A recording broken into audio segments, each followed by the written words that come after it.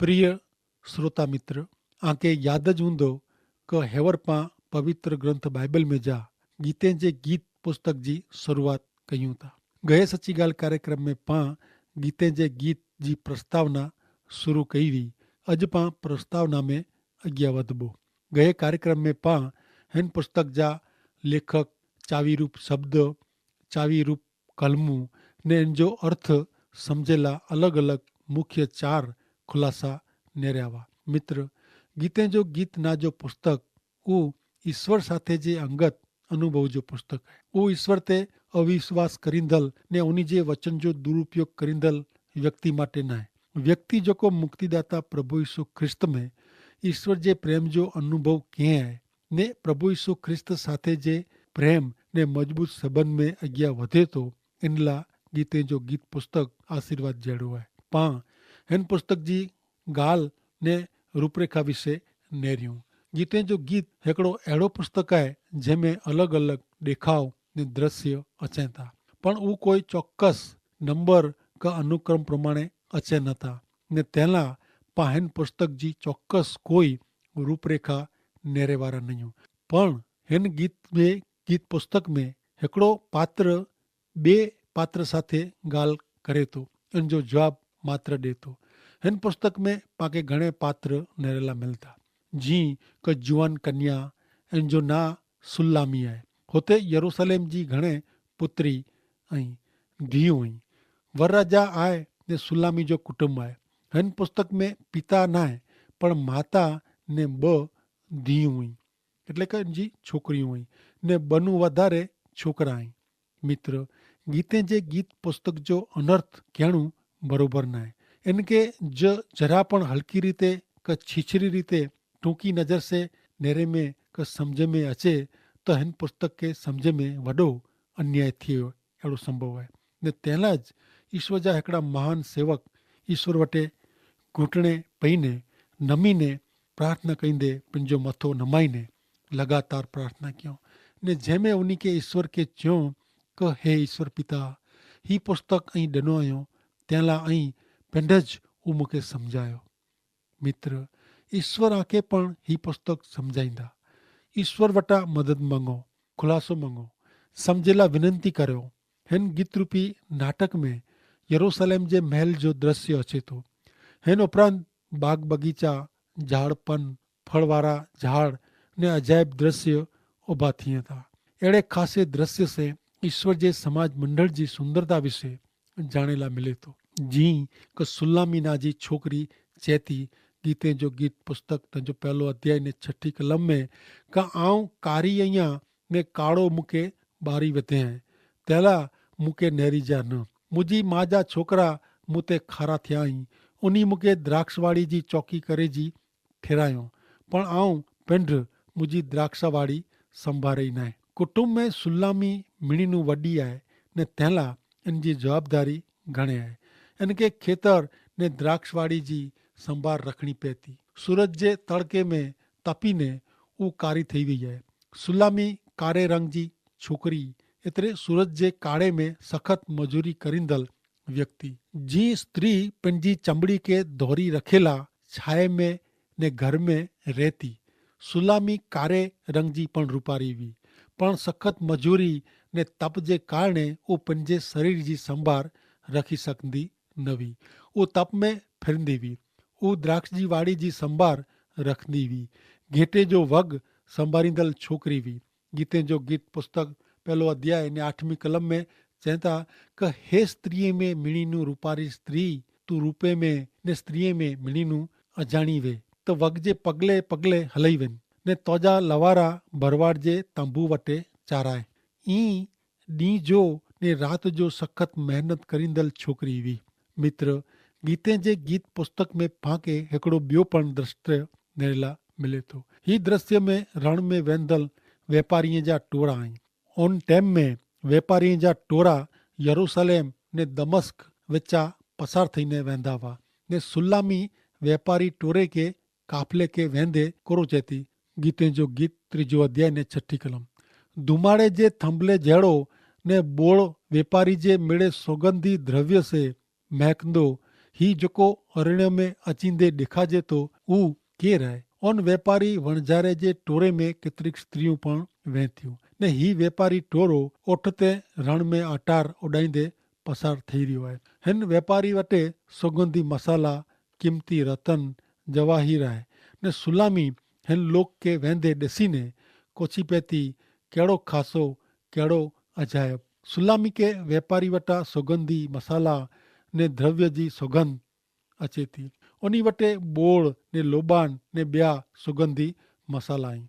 मित्र, बोड़ ने लोबान प्रभु यीशु ख्रिस्त जो जन्म ने मरण सूचवे थो। जॾहिं प्रभु यीशु ख्रिस्त जो जन्म थियो तॾहिं पूर्व देश जा ज्ञानी माण्हू बोड़ खणी आया ने जॾहिं प्रभु यीशु ख्रिस्त मरिया तॾहिं लोग उन जे मरल मृत शरीर ते लोबान खणी आया। मित्र, गीते जे गीत में प्रभु यीशु ख्रिस्त घणे अजायब रीते उन जी रीते नेरेला मिलनि था ने अनोखी रीते नेरेला मिलनि था। मित्र, हिकिड़ो ॾींहुं सुलामी जंगल में पिंडिज वॻ चराईंदी हुई। तॾहिं हू घणे रूपारे हिकिड़े भरवाड़ खे ॾिठे ने हू इन जे प्रेम में पई हुई। मित्र, ही सुलामी हू ख्रिस्त जो समाज मंडल आहे ने हू भलो भरवाड़ हू यीशु ख्रिस्त आई। समाज मंडल यीशु ख्रिस्त के हा ईश्वर पुत्र के नेरीने हू इन जे प्रेम में पई ने गीते जो गीत बीजो अध्याय ने ॿई कलम में चवनि था कि जी कंढे में गुल छड़ी वेती इन प्रमाणे कुमारी कामे मुंहिंजी प्रियतमा आहे। हिन कलम में ख्रिस्ती समाज ला उची ख़ासी आशा रखी जणाई था कि जी कंढे में गुल छड़ी वेती इन प्रमाणे कुमारी कामे मुंहिंजी प्रियतमा आहे ने फिरी थी अॻियां हू जणाई था कि मुंहिंजी प्रियतमा तूं रूपारी आहीं, तूं मनोहर आहीं, तुंहिंजे बुरखे पुठियां तुंहिंजी अखियूं कपोत जहिड़ी आहे, तुंहिंजा वार गिलियाद डूंगर वटि वेठल बकरे जे टोरे जहिड़ा आहिनि। गीते जो गीत 4 अध्याय ने पहली कलम प्रमाणे। मित्र, हिता काव्यमय गीत जहिड़ी भाषा आहे। उन ते विश्वास करींदड़ व्यक्ति ने समाज मंडल पर जो प्रेम ज़ाहिर करे में आयो आहे। ख्रिस्त समाज मंडल के प्रेम के ने पंहिंजी जात अर्पण कयो। छेवटे हू पंहिंजो दिल उन भरवाड़ के ॾेई ॾिने। हू चए थी गीते जो गीत पुस्तक बीजो अध्याय ने 3 कलम में कि जी जंगल जे झाड़ में सफरजन जो झाड़ वे इन प्रमाणे पुत्र में मुंहिंजो प्रीतम आहे। आऊं इन जी छाए नीचे वेहीने घणे राजी थई ने इन जे फल जो स्वाद मूंखे मिठो लॻो। प्रिय मित्र, प्रियतमा समाज मंडल आहे ने प्रीतम प्रभु यीशु ख्रिस्त आई। प्रभु यीशु ख्रिस्त अॼु पण पाण आमंत्रण ॾेई रहिया आहिनि। माती अनुसार शुभ संदेश जे 11वें अध्याय जी 28वीं कलम में प्रभु यीशु ख्रिस्त चवनि था कि ओ सख़्त मजूरी करींदड़ ने पाप ने बोझ से दबायला ऐं मिड़े मूं वटि अचो ने आऊं आके आराम ॾींदो, शांति ॾींदो, संतोष ॾींदो। मित्र, ऐं करो प्रभु यीशु ख्रिस्त में आराम मेळवियो आहियो। प्रभु यीशु ख्रिस्त में आराम मेळवणो एतिरे करो उहो ई ॼाणो था। करो यीशु ख्रिस्त आला वास्तविक आई। करो आके उन में आराम मिलियो आहे। उहा के आमंत्रण ॾेई रहिया आहिनि। अचो ने मेळवियो। प्रभु यीशु ख्रिस्त साथे व्यक्तिगत अंगत संबंध ॿधो। हू पंहिंजो हृदय प्रभु यीशु ख्रिस्त खे ॾिने पोइ हू हिकिड़े ॿिए खे घणे प्रेम करेला लॻा। लग्न जीवन जे प्रेम जहिड़ो ॿियो कोई प्रेम न आहे।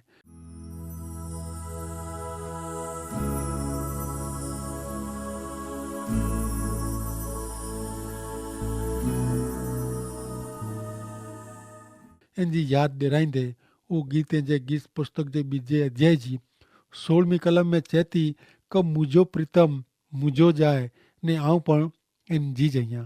हू पंहिंजा वॻ गुलछड़ी में चारे थो। मुंहिंजो प्रीतम मुंहिंजो जाए ने आऊं पण इन जी जइयां। कहिड़ो अजायब जहिड़ो। हू हिकिड़े ॿिए खे घणे प्रेम कयूं था।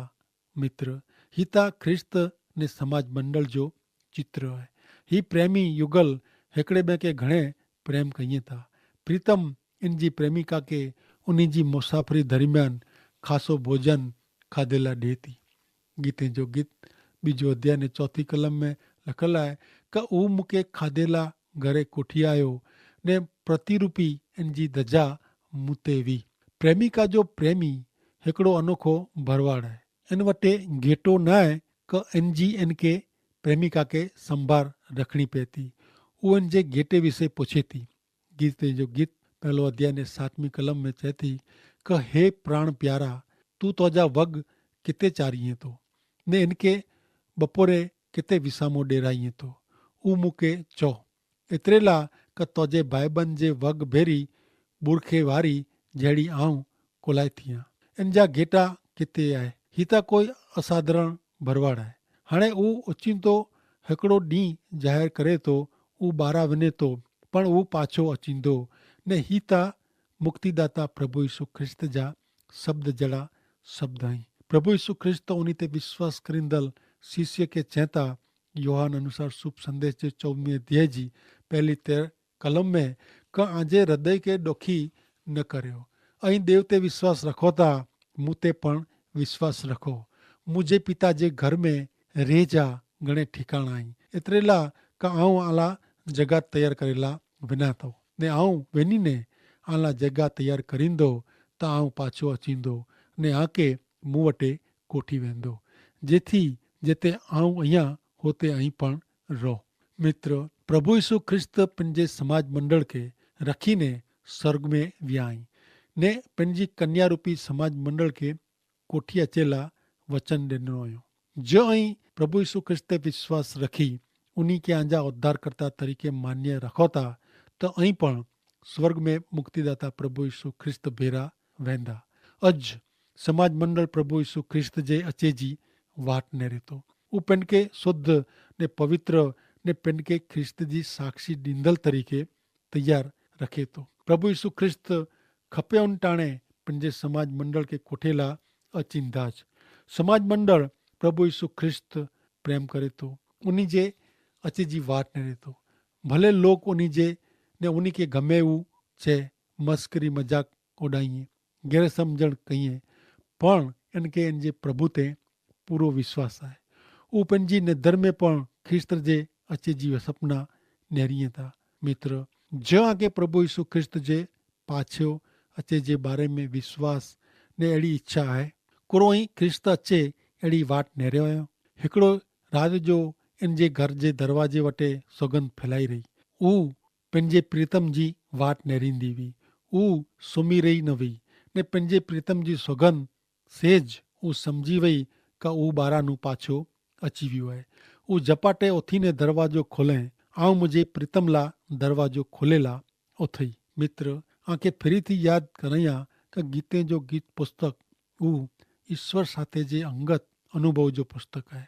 उहो ईश्वर ते अविश्वास करींदड़ ने उन जे वचन जो दुरुपयोग करींदड़ व्यक्ति ला न आहे। व्यक्ति जेको मुक्तिदाता प्रभु यीशु ख्रिस्त में ईश्वर जे प्रेम जो अनुभव कयो आहे ने ईश्वर पुत्र यीशु ख्रिस्त साथे जे प्रेम ने मजबूत संबंध में अॻियां वधे थो। इन लाइ गीते जो गीत पुस्तक आशीर्वादित पुस्तक आहे। पाण नेरींदासीं त गीते जो गीत हिकिड़ो अहिड़ो पुस्तक आहे जंहिंमें अलॻि अलॻि दृश्य अचनि था, पण चौकस नंबर प्रमाणे अचनि था। गीते जो गीत पुस्तक में हिकिड़ो पात्र ॿिए पात्र साथे ॻाल्हि करे थो ने ॿियो पात्र इन जो जवाबु ॾिए थो। हिन पुस्तक में घणे पात्र आहिनि। सुलामी ने यरूशलेम जी छोकिरियूं, वरज आहे ने सुलामी जो कुटुंब पण आहे। हिन कुटुंब में पिता न आहे पण माता ने 2 छोकिरी ने वधू छोकिरा आहिनि। गीत पुस्तक जो आऊं ॿीहर चां थो क अनर्थ करणो बरोबर न आहे। इनके जो जरा पण हल्की रीते पाण सम्झंदासीं ने सम्झ में अचे त घणे वॾो अन्याय थी अहिड़ो आहे। तंहिं लाइ ईश्वर जा हिकिड़ा सेवक पाण अॻियां नेरियो क ईश्वर वटि प्रार्थना में नमी विया ने पंहिंजो मथो नीचो करीने लगातार प्रार्थना कयूं ने ईश्वर खे चयो क हे ईश्वर पिता ऐं ही पुस्तक ॾिनो हुयो माटे आंजो असीं घणे आभार मञूं था ने ऐं मूंखे सम्झायो त ज़रूरु ईश्वर पिता आके पण ही पुस्तक सम्झाईंदा। पर पाण इन पुस्तक जो गैर उपयोग कयूं, इन में जेको शब्द आहे इन जो अनर्थ कयूं त पंहिंजे मन ते अने पंहिंजे विश्वास ते इन जी असर थिए। पण इन में पाण अॻियां सोयो क ई पुस्तक ईश्वर जो संबंधी ने ईश्वर जो समाज मंडल के ईश्वर पिता कहिड़ो प्रेम कयो हुयो उहो पाण इन में ॼाणे लाइ मिले थो। ने पाण अॻियां नेरियूं तो बाइबल जे 66 पुस्तक में जा त्रै पुस्तक राजा सोलोमन पिंड लिखे हैं। जी पां अगाऊ नेरियो नीति वचन जो पुस्तक ने सभा शिक्षक जो पुस्तक ने गीते जो गीत पुस्तक कोई ही वार्ता न है पण हिकिड़ो गीत जहिड़ो है। पवित्र ग्रंथ बाइबल में जणाए में आयो आहे कि सोलोमन राजा 3000 सूत्रीय सुवाक्य लिखे सूत्र लिखे ने इन जा गीत 1005 हुआ। हिन कलम प्रमाणे सोलोमन गीत करता कवि पण हो। मित्र, ईश्वर जो वचन पाके जणाए तो कि राजा सोलोमन 1005 गीत लिखे। बाइबल हिकिड़ी चौक्कस माहिती वारो पाके आंकड़ो ॾे थो। 1005 गीत मिजा पाला फक्त 5 गीत बचिया हूंदा। सोलोमन जा लखल मिले गीत पां वटि हेवर न आहे। गीतनि जो गीत पुस्तक हिकिड़ी प्रार्थना गीत ने ईश्वर स्तुति जो गीत पण चई सघिजे। हिन पुस्तक में घणे नंढा स्तुति भक्ति जा गीत पाके अॻियां जॾहिं पां पहलो अध्याय शुरू कईंदासीं तॾहिं पाके वाचे में अचींदा। ने हिन पुस्तक में कुल केतिरा गीत आहिनि इन जा अलॻि अलॻि मत ने वीचार आहिनि। हिकिड़े झूने मत प्रमाणे हिन पुस्तक में 5 गीत ने 2 मत प्रमाणे 13 गीत आहिनि। हिन पुस्तक जा मुख्य शब्द आहे प्राण प्यारा, जेको प्रीतम अथवा प्रेमिला वापरे में આવ્યા आहे ने प्रीतम शब्द स्त्री માટે वापरे में आयो आहे। તે પોइ मुख्य कलम आहे આવ मुझे प्रीतम जी અહીંયા ने मुझो प्रीतम मुझो जाए। તે पोइ हिकिड़ी ॿई चावी रूप कलम आहे, उहो आहे घणे पाणी प्यार खे ओझाए सघे न ने पाणी जी रेल इनखे डुबाए सघे न। जो प्रेमला कोई माण्हू पंहिंजे घर जी मिड़े धन दौलत ॾेई ॾे त पण इनखे तोचकारे में अचे। गीते जो गीत पुस्तक बोधपाठ ज़ाहिर करे अहिड़ो गीत आहे कि उहो ईश्वर प्रेरित आहे पण इन जो खुलासो गैरसमझ ऊभी करे थो। तंहिं लाइ घणे लोग मञे था कि गीते जो गीत पुस्तक बाइबल में बराबरि न आहे। तंहिं छतां उहो बाइबल जे 66 पुस्तक में इन जो समावेश थियो आहे। हिन पुस्तक जे बारे में घणे दुर्लक्ष रखे में आयो आहे, ओछो ध्यानु ॾिने में आयो आहे। जॾहिं पण कोई व्यक्ति पहली बार ही पुस्तक वाचे थो तॾहिं उहो हिन पुस्तक जे बारे में मूंझवण में पई वञे थो। ईश्वर खे व्यक्तिगत रीते न समझदल न ओळखंदल व्यक्ति हिन पुस्तक जो खोटो खुलासो ने गैर समझण ऊभो करे थो। संसारी माण्हू गैर समझ ऊभी करे थो, आध्यात्मिक व्यक्ति न ने ई जेको हिन पुस्तक खे समझी सघनि नथा उहो पुस्तक जो दुरुपयोग कनि था ने खोटो मत फैलाइनि था। पण मित्र, पवित्र ग्रंथ बाइबल में न समझाजे अहिड़ी बाबत ला गैर समझ ऊभी करे जी कोई ज़रूर न। खोटो अर्थ करे जो न। पवित्र ग्रंथ बाइबल जो हरेक पुस्तक ईश्वर प्रेरित आहे ने उहो बोध निषेध ने समझेला ने मनाई ने सुधारणा માટે લેખે में आया आहिनि।